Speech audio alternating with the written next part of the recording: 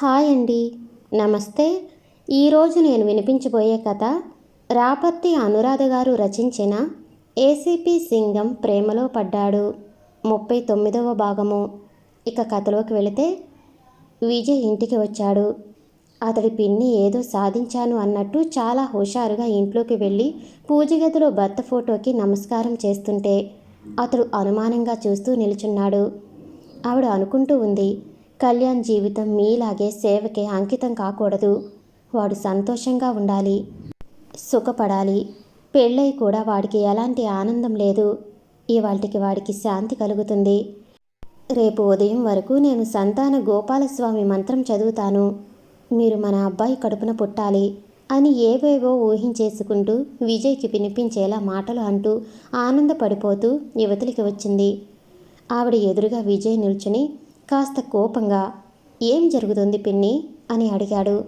ఆవిడ మనస్ఫూర్తిగా నవ్వుతూ, అంతా మంచిగా జరుగుతుంది అని చెబుతుంటే అతడు ఆవిడ ఏదో చేసింది అని గ్రహించి ఒక్కటే మాట అన్నాడు, ఎవరికి మంచి అని. ఆవిడ విచిత్రంగా చూస్తూ, ఎవరికి అంటావేంట్రా, నీ తమ్ముడు కళ్యాణ్కి. ఇన్ని రోజులు వాడు మనసులో ఎంత బాధపడ్డాడో నాకు తెలిసింది. ఇవాల్టి నుండి వాడు బాధపడడు అంటూ చెబుతుంటే విజయ్ సీరియస్గా, పిన్ని అని అరిచాడు. ఆవిడ కంగారుగా చూసింది. విజయ్ అంటున్నాడు, చూడు పిన్ని, నువ్వు ఏం చేశావో నాకు తెలియదు, కానీ ఇంతవరకు సంతోషంగా ఉన్న కళ్యాణ్ ఖచ్చితంగా ఇప్పుడు బాధపడతాడు, చూస్తూ ఉండు.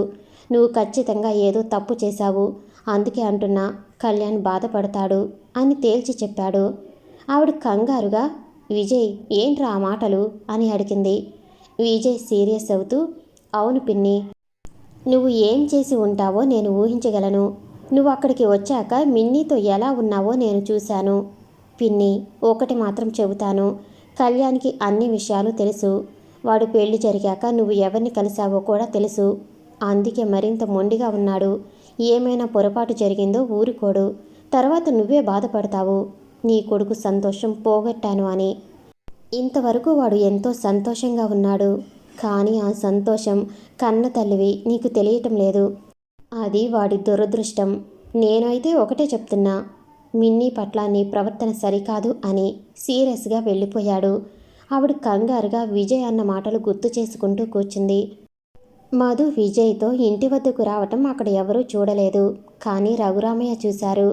ఆయన ఆమెను గదిలోకి తీసుకువెళ్ళి, జ్యోతిని చూసి వచ్చావా, ఎలా ఉంది అని ఆమె క్షేమ సమాచారాలు అడిగారు. జ్యోతి చాలా బాగుంది డాడ్, దానికి మిమ్మల్ని చూడాలి అని ఉంది అంట, ఒకసారి వెళ్ళి చూసిరండి అని చెప్పింది. రఘురామయ్య, జ్యోతిని చూడాలి అని నాకు ఉంది మధు, కానీ మీ అమ్మ రాక్షసి, నేను దాన్ని చూసి వచ్చాను అని తెలుసుకుంటే పెద్ద గొడవ చేస్తుంది, అందుకే ఓపిక పడుతున్నా అని బాధగా చెప్పారు. మధు కూడా బాధపడుతూ, ఎప్పటికీ మమ్మీ మారుతుందో, అందరం కలిసి ఒకే చోట సంతోషంగా ఉంటామో అని ఆమె కూడా బాధపడింది. రఘురామయ్య ఆ రోజు కోసమే చూస్తున్నామదు, అల్లుడు ఏదో ఒకటి చేయాలి, అంతా అతడి చేతిలోనే ఉంది అంటూ వెళ్ళిపోయారు. కళ్యాణ్ మిన్నీ అలిగిందో లేక అలసిపోయి నిద్రపోతుందో అనుకుంటూ గదిలోకి అడుగుపెట్టాడు. అక్కడంతా చీకటిగా ఉంది. మిన్నీ గదిలో నిద్రపోతున్న బెడ్ లైట్ ఆఫ్ చేయదు. ఆమె చీకటిగా ఉంటే భయపడుతుంది. అలాంటిది అంత చీకటిలో నిద్రపోతుందా అని సందేహంగా, మిన్నీ ఏంట్రా చీకటిలో ఉన్నావు అని లైట్ వేయబోయాడు. ఆమె ఆగండి అంటూ అరిచింది. కళ్యాణ్ లైట్ వేయడం మానుకుని, ఏరా ఎందుకు లైట్ వేయొద్దు అంటున్నావు అన్నాడు. మిన్నీ కాస్త తడబడుతూ, గది డోర్ వేయండి త్వరగా అని చెప్పింది. కళ్యాణ్ అర్థం కానట్టు సరే అంటూ డోర్ క్లోజ్ చేశాడు. ఆమె కంగారుగా గడియ పెట్టారుగా అని అడిగింది. కళ్యాణ్ నవ్వుతూ, ఏంట్రా మళ్ళీ ఏదైనా సర్ప్రైజ్ ఉందా అని గడియ వేసి ఆమె మాట్లాడుతున్న వైపు చూస్తూ ఉన్నాడు. మిన్నీ లైట్ ఆన్ చేయండి అని చెప్పింది. కళ్యాణ్ సరే అని లైట్ ఆన్ చేశాడు. అంతే, అతడి ఎదురుగా మిన్నీ టవల్ చుట్టుకుని నిల్చుని ఉంది. ఆమెను అలా చూసిన కళ్యాణ్ కాస్త కంగారు పడి అంతలోనే తేరుకుని, ఏంట్రా స్నానం చేసి వస్తున్నావా అని అడిగాడు. ఆమె అతడికి దగ్గరగా వచ్చి ఎంతో దిగులుగా, నాతో ఎందుకు చెప్పలేదు అండి, మీరు ఇన్ని రోజులుగా మనసులో బాధపడుతూ నరకం చూస్తున్నారు అని.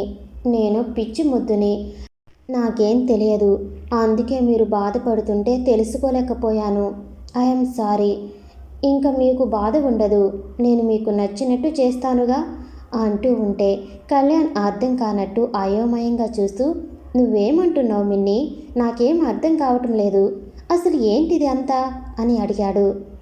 మిన్ని కన్నీళ్లు పెట్టుకుంటూ, మీరు చెప్పకపోయినా అత్తయ్య చెప్పారుగా, ఇంక నన్ను విడిపోయే అవకాశం ఇవ్వను. మీకోసం నేను ఏమైనా చేస్తాను.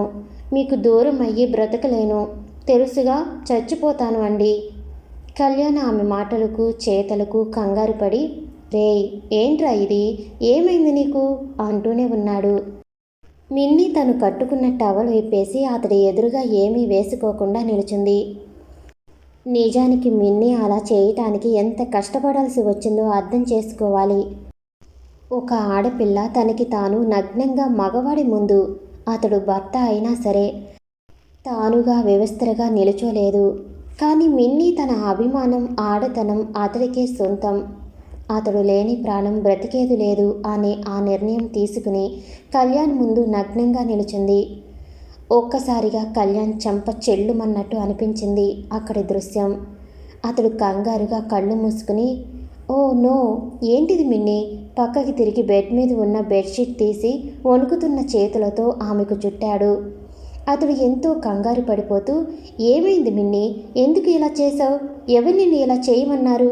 ఇది నీ ఆలోచన అయితే కాదు అని చాలా బాధపడుతూ ఆమెను గుండెకి హత్తుకుని అడుగుతుంటే మిన్ని గట్టిగా ఏడుస్తూ, మనకి పెళ్ళి అయ్యింది, నేను మీ భార్యను, ప్లీజ్ నన్ను బట్టలు లేకుండా చూడండి, అప్పుడే మీ బాధ తగ్గుతుంది, మీరు ఇంకా నరకం పడరు ప్లీజ్ అని వేడుకుంటూ ఉంటే కళ్యాణ్ పరిస్థితి అర్థం చేసుకుని కాస్త సీరియస్ అవుతూ, మిన్ని ఏంటిది, ఆగు ప్లీజ్, నాకు చాలా కష్టంగా ఉంది, నిన్ను అవమానిస్తున్నాను అనిపిస్తుంది. నేను నిన్ను న్యూట్గా చూడాలి అని కోరటం ఏంటి? ఎవరు చెప్పారు నీకు? వద్దు ప్లీజ్, నన్ను బాధ పెట్టకూడదు అంటే నువ్వు నేను చెప్పేది వినాలి అని అరిచినట్టు చెప్పాడు. అంతే. మిన్ని అతడి కళ్ళల్లోకి సూటిగా చూస్తూ, అయితే మీరు నన్ను బట్టలు లేకుండా చూడాలి అనుకోలేదు, అందుకోసం బాధపడలేదా? నిజం చెప్పండి అంటూ అడిగింది. కళ్యాణ్ చాలా బాధపడుతూ కన్నీళ్లు పెట్టుకుంటూ, నువ్వు నా ప్రాణం రా, నిన్ను ప్రాణంగా చూస్తూ బ్రతికేస్తాను, ప్లీజ్ ఇలాంటి పనులు చేయకురా, నాకు చాలా బాధ కలుగుతుంది అని ఆమెను అతడి ఒడిలో దాచుకుంటూ చిన్నపిల్లాడులా ఏడ్చేశాడు. ఆమె అతన్ని అలా చూసి చాలా భయపడిపోయి, అదేంటి అండి, మీరు చాలా బాధపడుతున్నారు అని, మీరు నన్ను బట్టలు లేకుండా చూస్తే మీ బాధ పోతుంది అని, చాలా సంతోషపడతారు అని, నాకు బిడ్డ పుట్టాలి అని, మనిద్దరం కాపురం చేయాలి అని అత్తయ్య చెప్పారుగా, మీకు నేను బట్టలు లేకుండా కనిపించకపోయినా, నన్ను నేను ఇచ్చుకోకపోయినా మీరు నన్ను రోడ్డు మీద వదిలేస్తారు అని అత్తయ్య అన్నారు. నాకు చాలా భయం, ఇంకా ఏడుపు వచ్చింది తెలుసా, అందుకే చాలా సిగ్గుగా అనిపించినా మీ ముందు ఏమీ వేసుకోకుండా నిలుచున్నాను, నాకు ఇంకేం చేయాలో అర్థం కాలేదు అంటూ ఆమె పడ్డ బాధ, భయం అతడికి చెప్పింది. అంతే. కళ్యాణ్కి విషయం అర్థమయ్యింది.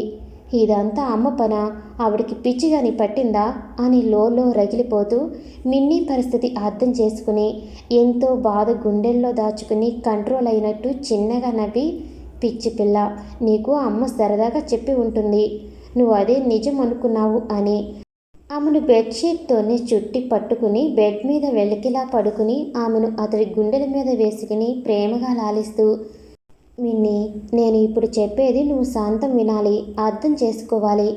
పూర్తిగా నేను మాట్లాడటం అయినాక నువ్వు నీ అభిప్రాయం చెప్పాలి, సరేనా? ముందైతే నువ్వు మనసులో ఉన్న ఎలాంటి భయమైనా మర్చిపో. ఈ కళ్యాణ్ ప్రాణాలతో ఉండగా నిన్ను విడిచిపోడు. నువ్వు నా భార్యవి, నా ప్రాణం నువ్వు, నిన్ను నేను ఎలా వదిలేస్తాను? అది జరగని పని. ఇంకా ఆ భయం వదిలేసి నీ కళ్యాణ్ చెప్పేది విను అంటూ ఆమెను పూర్తి కంట్రోల్లోకి తెచ్చుకున్నాడు. మిన్ని కళ్ళు తుడుచుకుని, అలా అయితే సరే నేను వింటాను అండి అని వెక్కుతూ ఉంది. కళ్యాణ్ రక్తం మరిగిపోతుంటే కోపం పంటి బిగువన దాచుకుని చిన్నగా నవ్వి, నా మిన్ని బ్రిలియంట్, నాకు తెలుసు అంటూనే చెబుతున్నాడు. అమ్మ నీకు ఎందుకు అలా చెప్పింది అన్నది పక్కన పెట్టు. స్త్రీ పురుషుల సంభోగం ఒక పవిత్ర కార్యంగా భావించాలి. అసలు స్త్రీ పురుషునికి బట్టలు లేకుండా ఎందుకు కనిపిస్తుందో తెలుసా? ఆమె శరీరం భర్త శరీరంతో ఏకం కావటానికి. రెండు దేహాలు ఒకటి అయ్యి ప్రేమ పారవస్యం చవిచూసి సృష్టి కార్యం పూర్తి చేయాలి. అప్పుడే స్త్రీ కడుపున మరొక జీవి ఊపిరి పోసుకునేది. అదే సృష్టి రహస్యం, దైవ సంకల్పం. నేను ఒక భర్తగా కాదు, ఒక గురువుగా నీకు చెబుతున్నా విను. మనం శారీరకంగా ఒకటి అవ్వటానికి మన హృదయాలు, తనువులు సిద్ధంగా ఉండాలి. ఎవరి బెదిరింపో లేక వేరేదో బలవంతం కారణమయ్యి ఒకటి కాకూడదు. ఒకరిని ఒకరు మనసారా అందుకోవాలి. కానీ మనం ఇప్పుడప్పుడే అలా ఒక్కటి కావాలి అని నేను అనుకోవటం లేదురా. మనం స్నేహితులలా ఒకరిని ఒకరం అర్థం చేసుకుని జీవితం సాగిద్దాం. అలాగే నీ మైండ్ మెచ్యూరిటీ అవ్వాలి. అన్ని విషయాలలో నీకు అవగాహన ఏర్పడాలి. అలా కాకుండా నిన్ను నాలో కలుపుకుంటే నాకు హైమా భర్తకు తేడా ఉండదు. నేను కూడా మృగాన్ని అవుతాను. ప్లీజ్ నన్ను మృగాన్ని చేయకురా. మనసున్న మనిషిగా నా భార్యకి లోకాన్ని తెలియచేసి ఆనందం అందుకోవాలి అనుకుంటున్నా. ఇప్పుడు ఇలా భయపెట్టి వద్దు ప్లీజ్. మనం ఒక్కటి కావటానికి సమయం పడుతుందిరా. నువ్వు అన్నిటికీ పూర్తి తయారు కావాలి. అప్పుడు అర్థమవుతుంది కాపురం అంటే ఏంటో. నిజానికి భార్యాభర్త రిలేషన్ శరీరాలు కలిస్తేనే నిలబడదు, మనసులు కలవాలి. మన మనసులు ఎప్పుడూ కలిశాయి. మన బంధం ఎవరి బలవంతం బెదిరింపుతో ముడిపడదు, విడిపోదు. ఇంకెప్పుడు ఇలా నిన్ను నువ్వు బాధ పెట్టుకుని నన్ను బాధ పెట్టకు ప్లీజ్. నువ్వు ఇలా చేసినందుకు నీకే కాదు నాకు కూడా సిగ్గుగా ఉంది అని కళ్ళు తడి చేసుకున్నాడు. అంతే. అంతలా అర్థం చేసుకుని భార్యకి నచ్చ చెప్పే భర్త దొరికిన మిన్ని చాలా గొప్పగా ఫీల్ అవుతూ అతన్ని గట్టిగా హత్తుకుని, ఐ లవ్ యూ కళ్యాణ్ గారు. నాకు చాలా సంతోషంగా ఉంది. నా భర్త చాలా మంచివారు. నన్ను పాపాయిలా చూసుకుంటూ ప్రేమను పంచుతున్నారు. నాకు ఇంకే దిగులు లేదు. ఎవరు ఏం చెప్పినా నేను నమ్మను. నా కళ్యాణ్ గారి మాటే వింటాను అంటూ అతన్ని పట్టుకుని అలాగే నిద్రపోయింది. కళ్యాణ్ గుండెల్లో అగ్ని రగులుతుంటే మౌనంగా మిన్నీకి ఇబ్బంది లేకుండా భరించి ఓర్పు వహించాడు. తెల్లవార్లు కన్నీళ్లు పెట్టుకుంటూ అమ్మ తన భార్యని అవమానించిందని బాధపడుతూనే ఉన్నాడు. ఏమీ తెలియని పసి మనసుకి ఎంత బాధ కలిగి ఉంటుందో అర్థం చేసుకుని ఆమెను చూస్తూనే ఉన్నాడు. ఉదయం 6 గంటల సమయంలో మిన్నీ మేలుకుంది. చూడబోతే బెడ్ మీద కళ్యాణ్ లేడు. ఆమె చిన్నగా నవ్వి ఆయన జాగింగ్కి వెళ్లారు అనుకుని తను బెడ్షీట్ చుట్టుకుని ఉంది అని గుర్తు చేసుకుంటూ గబగబా పోయి స్నానం చేసి రెడీ అయ్యి వచ్చింది. బయట సీతమ్మ నవ్వుతూ, మిన్నీ, కళ్యాణ్ బాబు బయట అర్జెంట్ పని ఉంది, చూసుకుని వస్తా అని చెప్పారు అని విషయం చెప్పింది.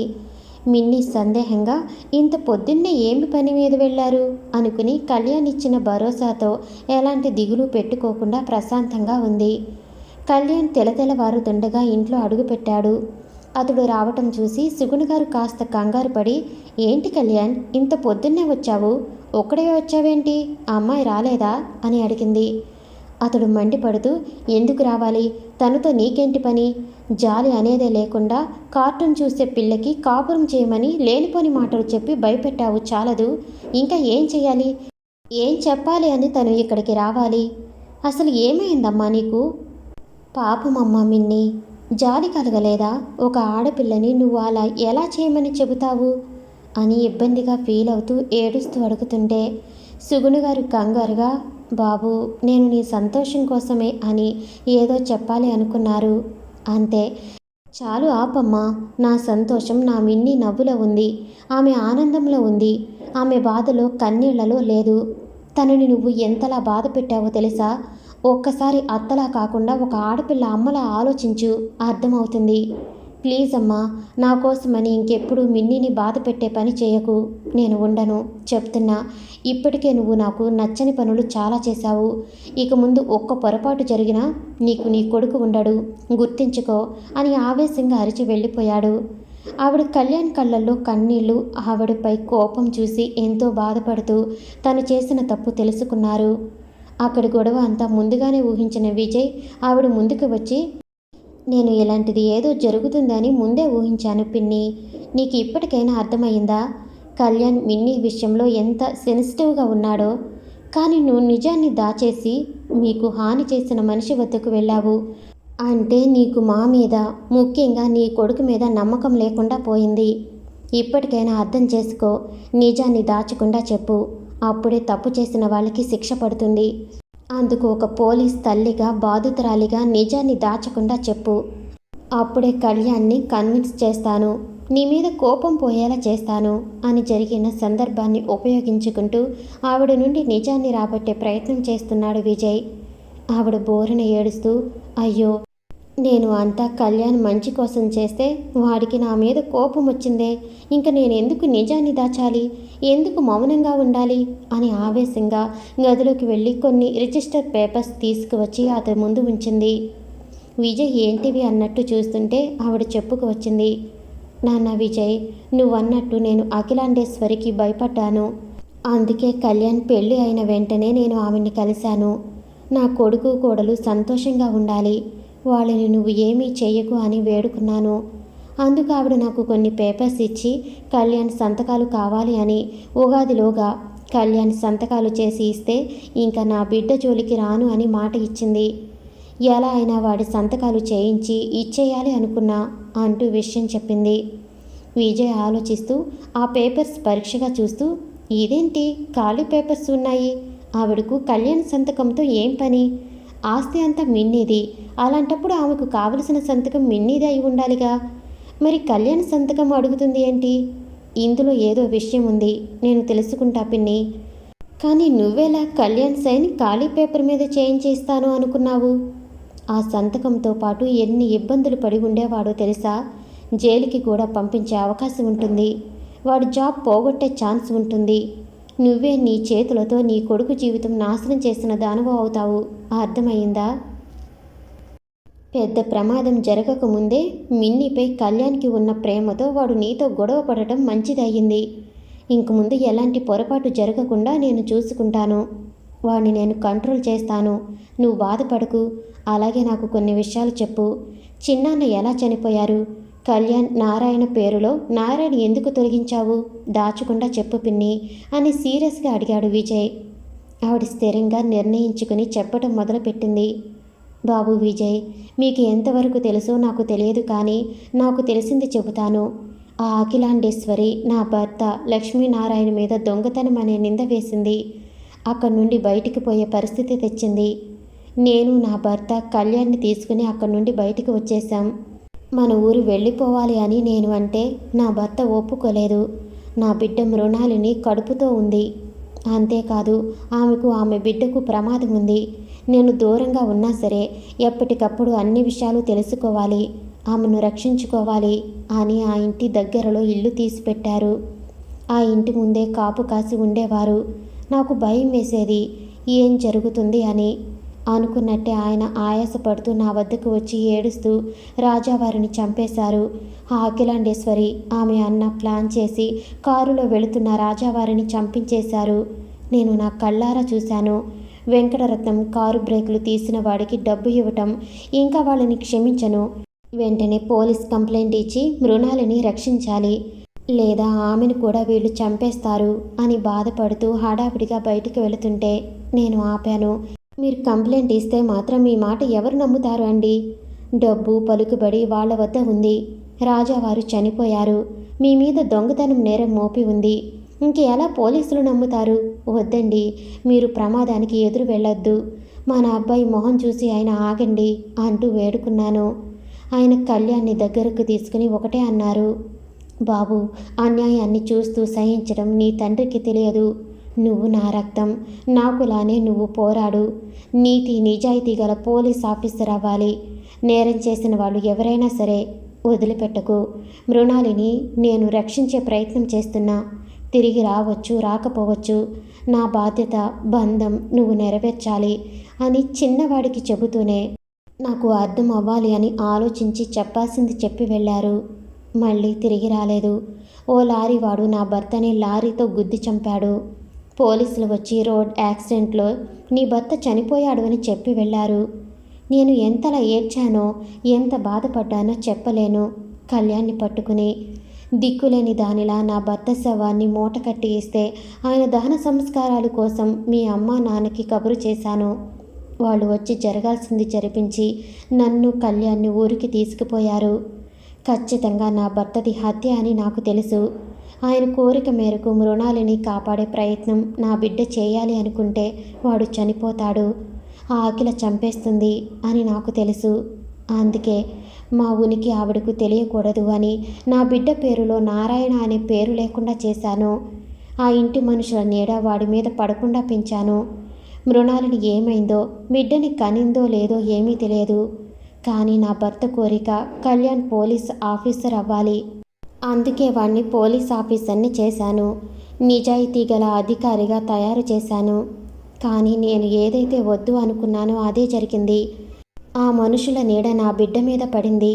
ఆ కుటుంబంతో సంబంధం ఏర్పడింది. మృణాలిని కూతురు అనుకున్నట్టే నా బిడ్డకి భార్య అయ్యింది. కానీ విజయ్, నాకు సంతోషం లేదు, భయం వేస్తుంది. ఆవిడ కోపంకి ఎక్కడ కళ్యాణ్ నా భర్తలా చనిపోతాడా అని ఆవిడ ఇంటికి వెళ్ళి చెప్పింది. చేస్తాను అన్నాను అంటూ జరిగింది అంతా చెప్పింది. విజయ్ ఆవిడ పరిస్థితి అర్థం చేసుకుని, పిన్ని, నాకు అర్థమైంది నీ బాధ. నువ్వు నీ వరకు కరెక్ట్ ఏమో, కానీ చిన్నాన్న మృణాలిని బిడ్డని కళ్యాణ్ చేసుకునేలా చేశారు. దైవ నిర్ణయం.